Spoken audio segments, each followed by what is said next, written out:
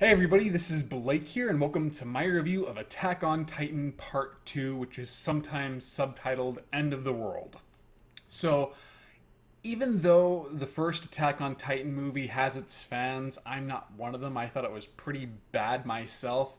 It's one of those adaptations where it's very unfaithful to the source material, making plenty of unnecessary changes, and yet at the same time, you kind of need to be familiar with the source material in order to understand some of these plot developments.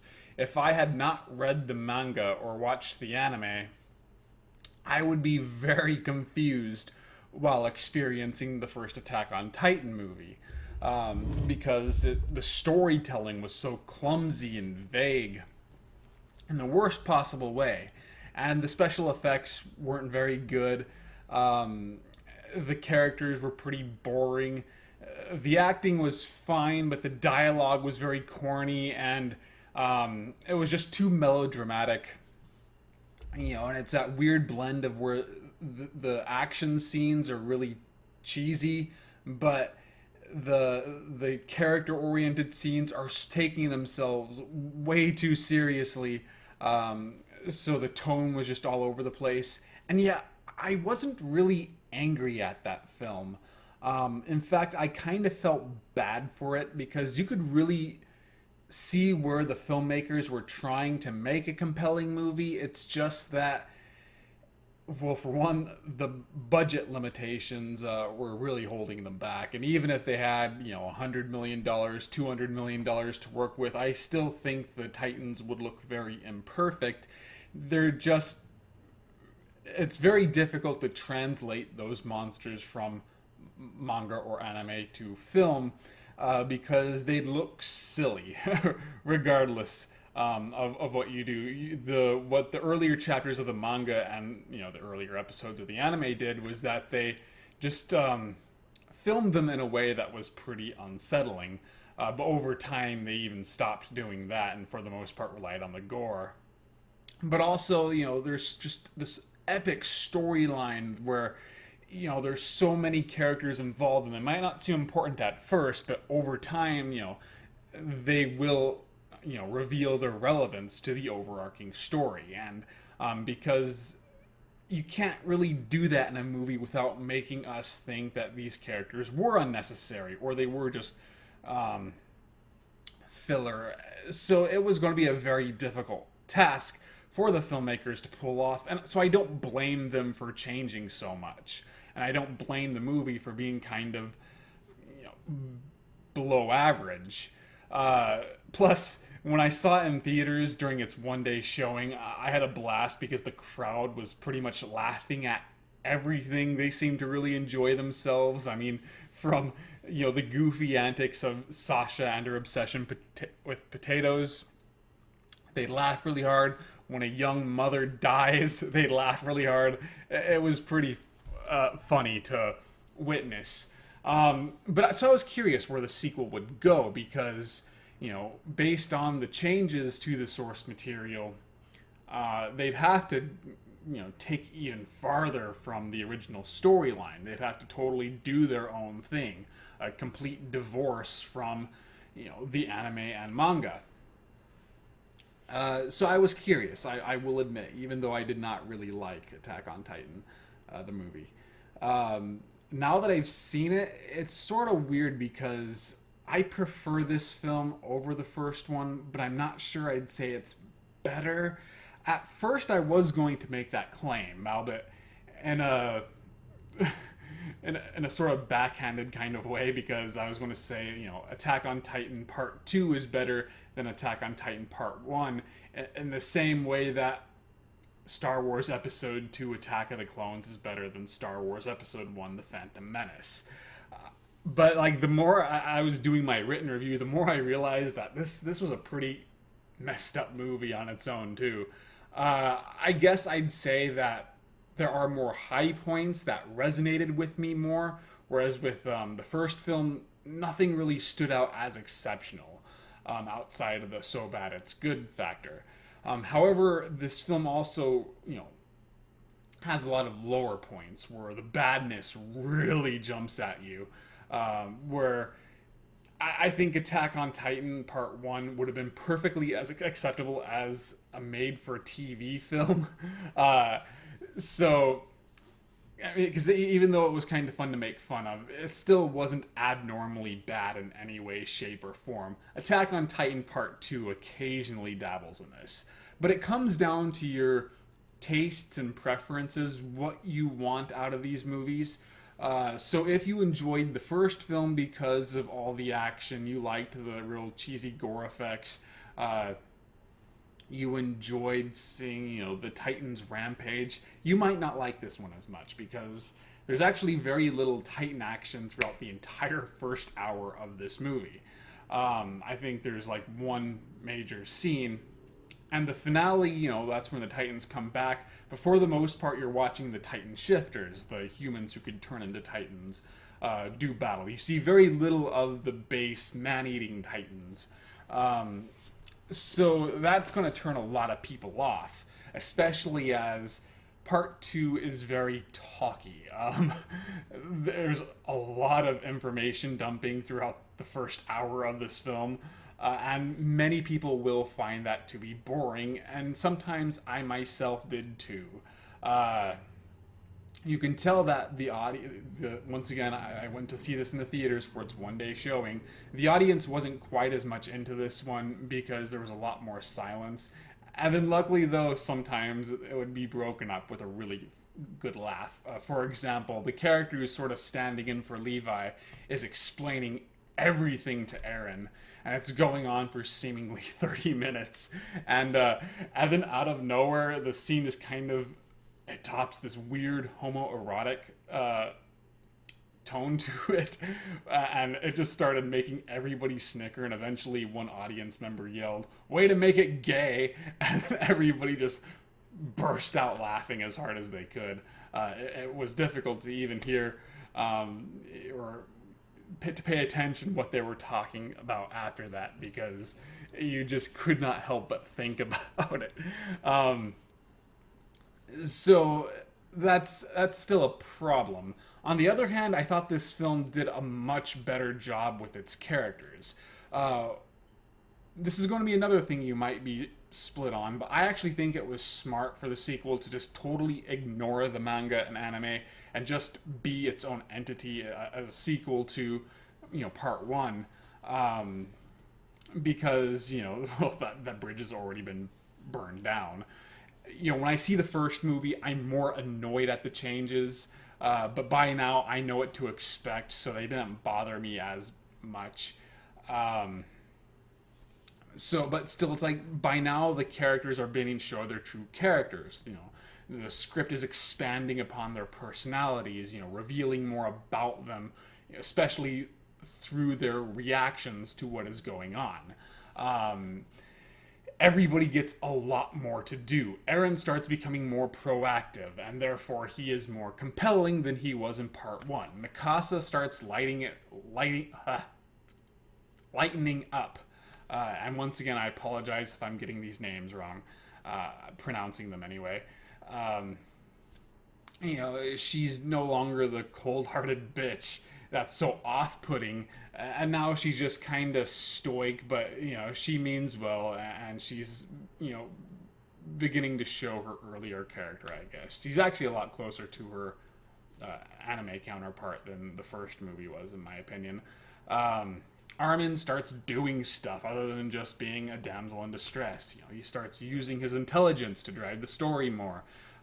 Sasha's still same function, but she has a few moments where she's able to stand out. I always get her name wrong, but the crazy chick with the glasses, I don't know why I can never remember her name because she is one of my favorite characters.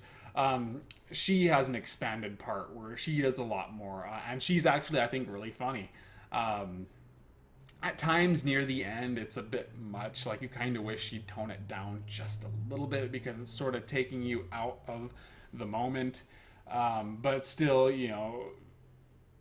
she provided a positive experience for this film, so I'm not going to really complain. That made this film easier to connect to because I was beginning to care for the characters. I liked watching them develop. But, that immediately put it above the first film, in my opinion, where I just thought they were all kind of boring with one personality aspect to them each. There's more to them here. Unfortunately, the plot is still a jumbled disaster, perhaps even more so than the first one, because the first one had a relatively simple story. My issues with it were, once again, the changes it made, but for the most part, the emphasis was on the Titan action.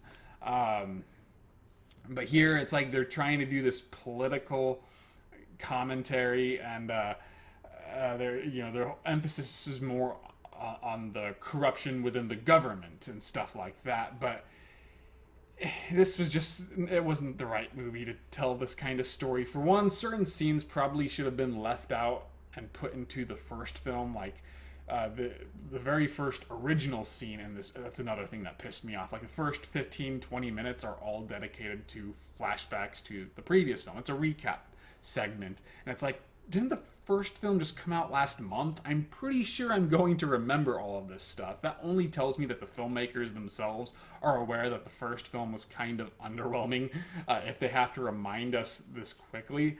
And it once again goes on forever. But the first original scene in this movie is of, the origins of the Rogue Titan, how Eren can transform. That should have, in my opinion, been included in the first film. But, like, certain things, they just needed more time to tell. There relies way too much on information dumps. And that was a problem with the first film, too, is that whenever it needed to reveal a new piece of information, it would reveal it just when the story requires it. We need to know how to kill a Titan right now. Well, let's flash back to when they're learning how to kill Titans.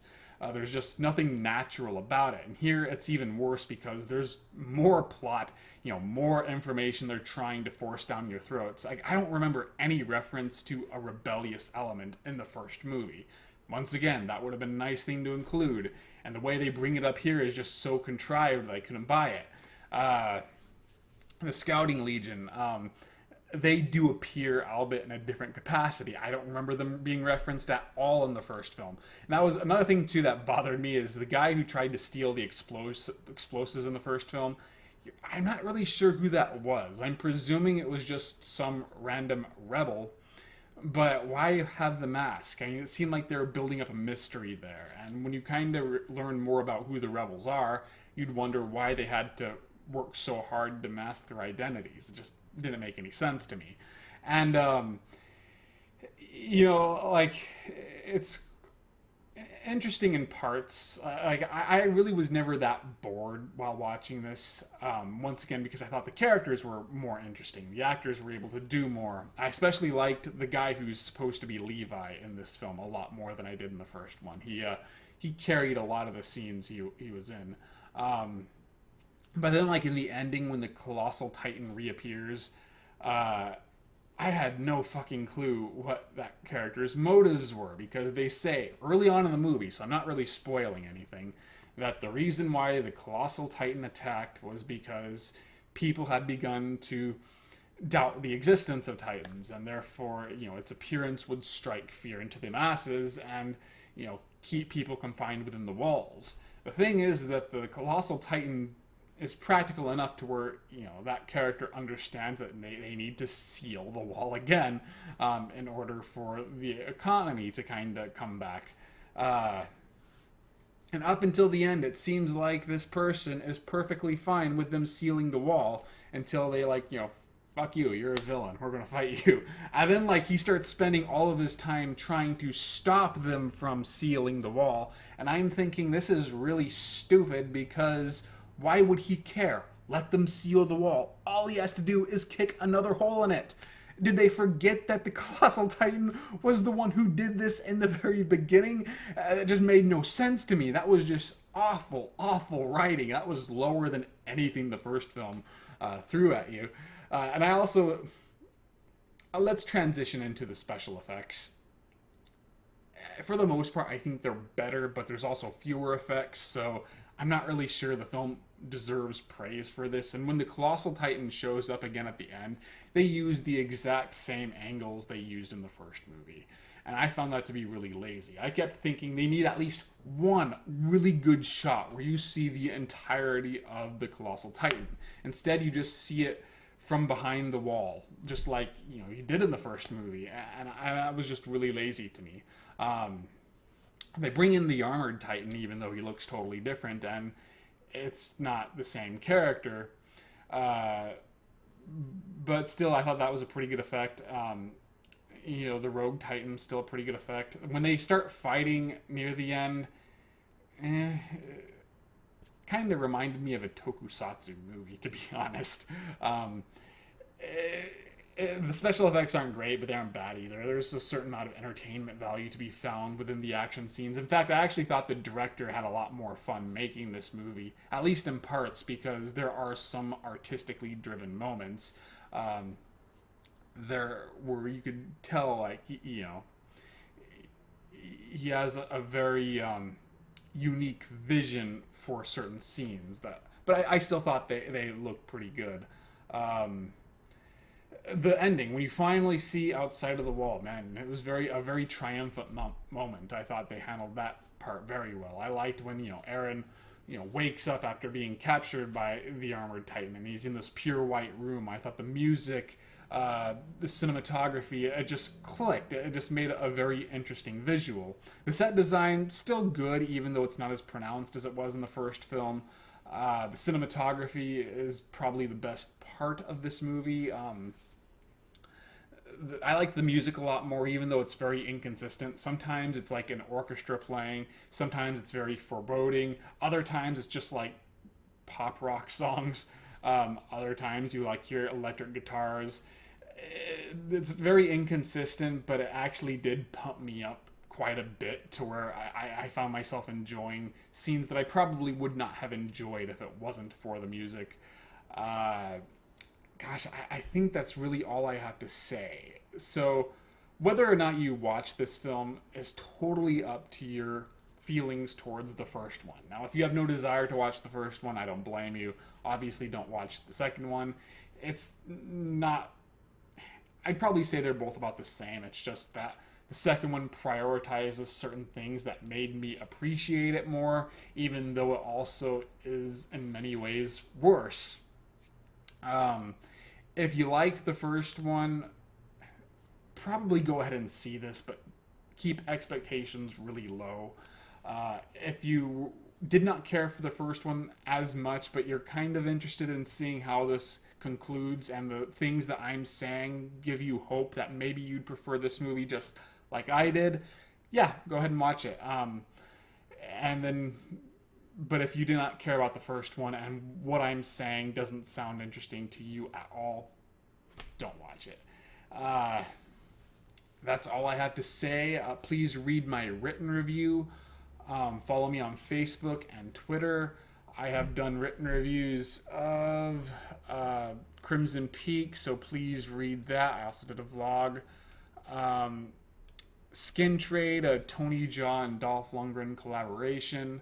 Star Wars Episode 3, and I've done wrestling reviews if you're into that kind of stuff, and also Attack on Titan Part 1. So check all of those out.